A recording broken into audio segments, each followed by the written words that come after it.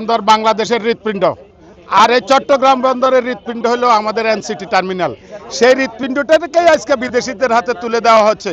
আমরা এটাকে রক্ষা করার জন্য আন্দোলন করতেছি, যেহেতু আমাদের এই প্রতিষ্ঠান লাভজনক প্রতিষ্ঠান এবং আমরা এটা চালাইতে আমরা ধীরে ধীরে সক্ষম হয়ে উঠেছি এবং অভিজ্ঞতা সম্পন্ন হয়ে গড়ে উঠেছি। এখন আমরা নিজেরাই চালাতে যেখানে সক্ষম এবং প্রতি বছর আমরা নতুন নতুন রেকর্ড করছি, তাহলে এটা আমরা কেন বিদেশিদেরকে দিব?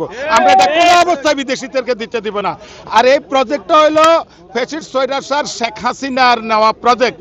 এখন ওনাদের এই প্রজেক্টটা যখন নিছে তখন ওনাদের 3 জন বাংলাদেশি এজেন্ট আওয়ামী লীগের ছিল, এরা বর্তমানে বিদ্যমান আছে। সাবের হোসেন চৌধুরী, লুৎফে সিদ্দিকী, আরো একজন, আমি নামটা মানে স্মরণে আসতেছে না ভালোভাবে।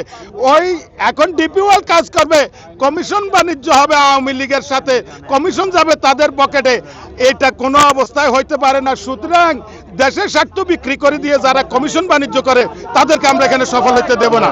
স্মারকলিপি দেওয়ার পরে আমরা বিভিন্ন কর্মসূচি, আমরা মিছিল সমাবেশ, মানববন্ধন, আপনার লাল পতাকা মিছিল, আমরা মশাল মিছিল, আমরা গণ অনশন, মত বিনিময় সভা, আমরা বহু কর্মসূচি আমরা ঘোষণা পালন করে আসছি।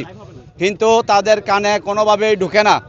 তারা তড়িঘড়ি করে তাৎক্ষণিকভাবে তারা একটা চুক্তি করার জন্য চিন্তা করছিল। আমরা শেষ পর্যন্ত আমাদের দেওয়ালে ঠেকে গেছে। আমরা আন্দোলন সংগ্রাম করতেছি, আমাদের কোনো বেতন ভাতা বৃদ্ধি, আমাদের কারো কোনো ব্যক্তিগত স্বার্থে নয়। আমরা যা কিছু করতেছি দেশের স্বার্থে। এখানে তারাই আসছে বিদেশ থেকে, সব বিদেশি নাগরিকেরাই আজকে এখানে সরকারি আইসা তারা এখন বিদেশের স্বার্থে তারা এগুলা টুকরো টুকরো করে বাংলাদেশকে দিয়ে দিতে চাচ্ছে। আমরা কিন্তু বাংলাদেশের সার্বভৌমত্ব, বাংলাদেশের অর্থনীতির স্বার্থে আমরা চট্টগ্রাম বন্দরকে আমরা কোনো অবস্থাতে বিদেশিদের হাতে তুলে দিতে পারি না। এটা লাভজনক প্রতিষ্ঠান। বাংলাদেশে বহু জায়গা আছে, সেখানে তারা বন্দর তারা লিজ দিতে পারে, তারা চুক্তি করতে পারে, কিন্তু আমরা কোনো অবস্থাতেই এনসিটিকে, আমরা এই লাভজনক প্রতিষ্ঠানকে কোনো অবস্থাতেই বিদেশিদের হাতে দিতে পারি না।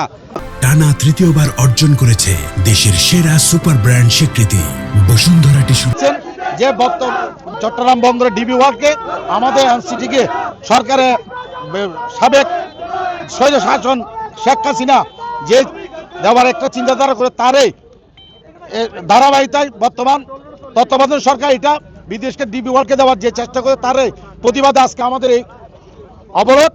যতক্ষণ পর্যন্ত ওই জায়গা থেকে সরকার ফিরে না আসবে ততদিন পর্যন্ত আমাদের আন্দোলন চলবে। এবং যে আমাদের বন্দরের বিভিন্ন স্টাফদেরকে যে বদলি করা হচ্ছে এটা প্রত্যাহার করতে হবে এবং বন্দর চেয়ারম্যানকে আগামী 24 থেকে 48 ঘন্টার মধ্যে ওনাকে প্রত্যাহার করে নিতে হবে বন্দর থেকে। হচ্ছে আমাদের দাবি।